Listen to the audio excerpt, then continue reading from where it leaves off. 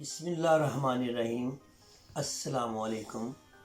ناظرین، میں ہوں آپ کا میزبان محمد سلیم اثر انصاری ایڈوکیٹ،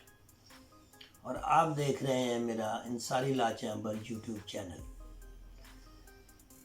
آپ اس کو سبسکرائب کریں، لائک کریں، شیئر کریں تاکہ میری جو ہر آنے والی ویڈیو آپ تک آسانی سے پہنچ سکے۔ آج میری جو ویڈیو ہے وہ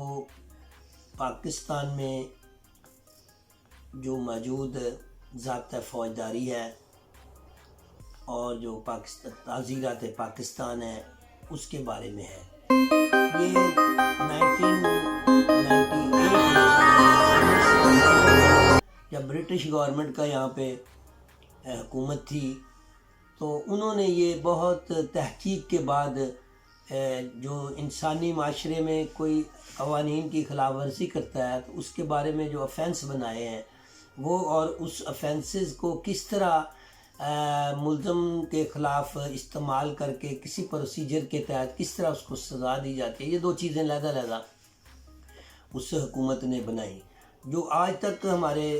ملک میں مروجہ ہے، اور ہم اس میں آج تک کوئی خاص امینڈمنٹ نہیں کر سکے ان لاز میں، پی پی سی میں، پاکستان پینل کوڈ میں، اور سی آر پی سی میں جو اس کا ضابطہ ہے، اور اتنا کمپریہنسو ہے کہ کوئی شخص اس میں آج تک کوشش کے باوجود کوئی نقص نہیں نکال سکا۔ تو میری آج ویڈیو جو ہے نا وہ اس بارے میں ہے کہ جرم کیسے ہوتے ہیں، کتنی قسم کے ہوتے ہیں، اور ان کی نوعیت کیا ہے، اس لحاظ سے ہم بات کریں گے۔ اور پھر اس کے بعد میں آپ کو اس ویڈیو میں دوسری جو میری ویڈیو آئے گی اس میں پھر آپ کو یہ بتایا جائے گا کہ ایف آئی آر کیا ہوتی ہے اور اس کا اندراج کیسے ہوتا ہے، اور اس کے بعد پروسیجر کیا ہے۔ لیکن سب سے پہلے میں آپ کو جو جرائم ہے معاشرے میں اس کے بارے میں تھوڑا سا ڈیٹیل کے ساتھ بتا دوں۔ جرم دو قسم کے ہوتے ہیں،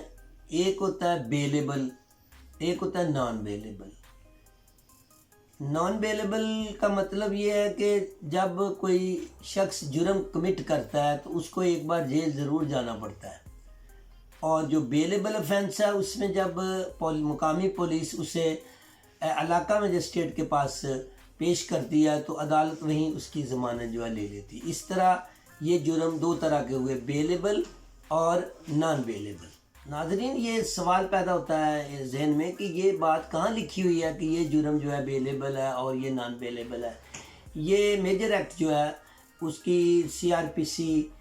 کے لاسٹ میں جو ایک سیکنڈ شیڈول دیا ہوا اس میں یہ بات لکھی ہوئی ہے کہ یہ جرم جو ہے اس کی اتنی سزا ہے، یہ بیلیبل ہے، اور یہ جرم اس کی اتنی سزا ہے، یہ نان بیلیبل ہے۔ اب اس کے علاوہ ہم جرم کی نوعیت جو ہے کے لحاظ سے بھی اس کی تقسیم کرتے ہیں کہ کچھ جرم ایسے ہوتے ہیں جو قابل دست اندازی پولیس ہوتے ہیں، جسے کوگنیزیبل افینس ہم کہتے ہیں انگلش میں، اور کچھ جرم ایسے ہوتے ہیں جو نان کوگنیزیبل افینس ہوتے ہیں، یعنی جس کو ناقابل دست اندازی پولیس اور قابل دست اندازی پولیس۔ جو جرم قابل دست اندازی پولیس ہے اس میں مقامی پولیس جو ہے ملزم کو پکڑتی ہے اور 24 گھنٹے کے اندر اس کو اریسٹ کر کے علاقہ مجسٹریٹ کے پاس اس کو پیش کرتی ہے۔ اور جو ناقابل دست اندازی پولیس ہے جس میں پولیس انٹرفیئرنس نہیں کر سکتی، اس میں وہ مقامی جو علاقہ مجسٹریٹ صاحب ہیں ان کے پاس جا کے اجازت لیتی ہے کہ یہ افینس کمٹ ہوا ہے تو ہم اسے گرفتار کرنا چاہتے ہیں، تو اس میں پھر علاقہ مجسٹریٹ جو ہے اجازت دیتا ہے اس آدمی کو اریسٹ کرنے کے لیے۔ اس کے علاوہ سوسائٹی میں جو پی پی سی میں جرائم کی تفصیل بتائی گئی، جرم جو انسان کمٹ کرتا ہے اس کی ایک اور قسم بھی ہے۔ کچھ جرم ہوتے ہیں قابل راضی نامہ اور کچھ جرم ہوتے ہیں ناقابل راضی نامہ۔ اس کو ہم انگلش میں کہیں گے کمپاؤنڈیبل اور نان کمپاؤنڈیبل۔ اب یہ کہاں لکھا ہوا ہے؟ یہ باتیں جو ہیں میجر ایکٹ میں سیکنڈ شیڈول جو بنایا ہوا ہے لا کے اینڈ میں، اس میں یہ باتیں لکھی ہوئی ہیں کہ یہ کوگنیزیبل ہے، یہ نان کوگنیزیبل ہے، یہ بیلیبل ہے، یہ نان بیلیبل ہے، یہ قابل راضی نامہ ہے، اور یہ ناقابل راضی نامہ، اس میں یہ بات لکھی ہوئی ہے۔ اکثر یہ بات بولی اور سمجھی جاتی ہے کہ جی یہ فلاں میں انکوائری ہو رہی ہے اور فلاں میں انویسٹیگیشن ہو رہی ہے۔ یہ دو ڈیفرنٹ انگلش کے الفاظ ہیں، انویسٹیگیشن اور انکوائری۔ انکوائری جو ہے وہ بیفور ایف آئی آر ہوتی ہے. ایف آئی آر یعنی فرسٹ انفارمیشن رپورٹ جو ہے، یعنی ایف آئی آر درج ہونے سے پہلے اگر کسی معاملے پہ کوئی ادارہ یا کوئی سربراہ یا کوئی مجاز اتھارٹی انکوائری کرتی ہے اس میٹر کے بارے میں، تو وہ انکوائری کہلائے گی، کیونکہ ایف آئی آر درج نہیں ہوئی. اگر ایف آئی آر درج ہو جائے تو پھر مقامی پولیس اس ایف آئی آر کے جو ضمانات ہیں یا ایف آئی آر کے بارے میں جو وقوع ہے اس کو غلط یا صحیح دیکھنے کے لیے پھر مقامی پولیس جو ہے وہ انویسٹیگیشن کرتی ہے. تو اس طرح انکوائری اور انویسٹیگیشن جو ہے دو ڈیفرنٹ چیزیں ہیں. اب اگر کوئی انسان جرم کمٹ کرتا ہے تو وہ اس کے مقدمات جو ہیں ان کے ٹرائل کے لیے پاکستان میں جو کورٹس ہیں ان کا پروسیجر اس طرح سے ہے کہ علاقہ مجسٹریٹ ہوتا ہے، اس کے بعد علاقہ مجسٹریٹ کی پاورز ہوتی ہیں فرسٹ، سیکنڈ اور تھرڈ، اور اس کے علاوہ سیشن کورٹ ہوتا ہے جس میں ایڈیشنل اینڈ ڈسٹرکٹ سیشن جج صاحب یا ڈسٹرکٹ اینڈ سیشن جج صاحب موجود ہوتے ہیں.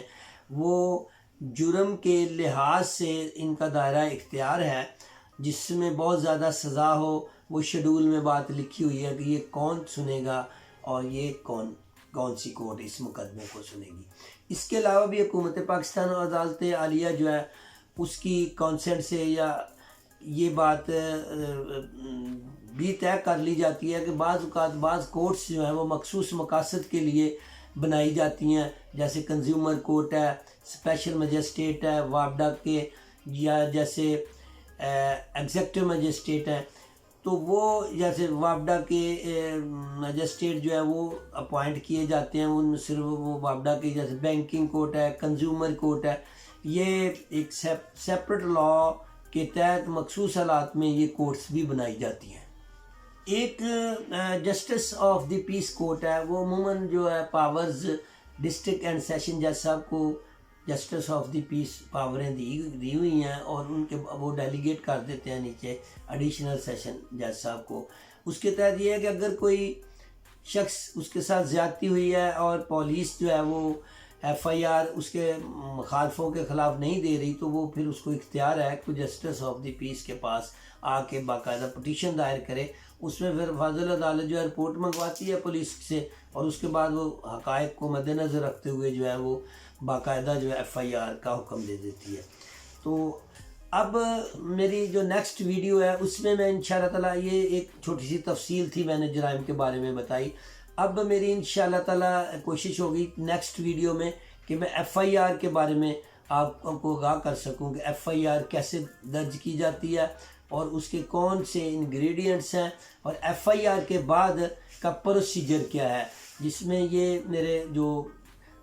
لا سے ریلیٹڈ دوست ہیں یا عام آدمی ہیں جو قانون سے تھوڑی سی واقفیت لینا چاہتا ہے، تو اس کے لیے یہ بہت ہیلپ فل ہوگی. اور خاص طور پہ وہ ہمارے جو دوست ہیں نیو کمر ہیں بطور عدالتوں میں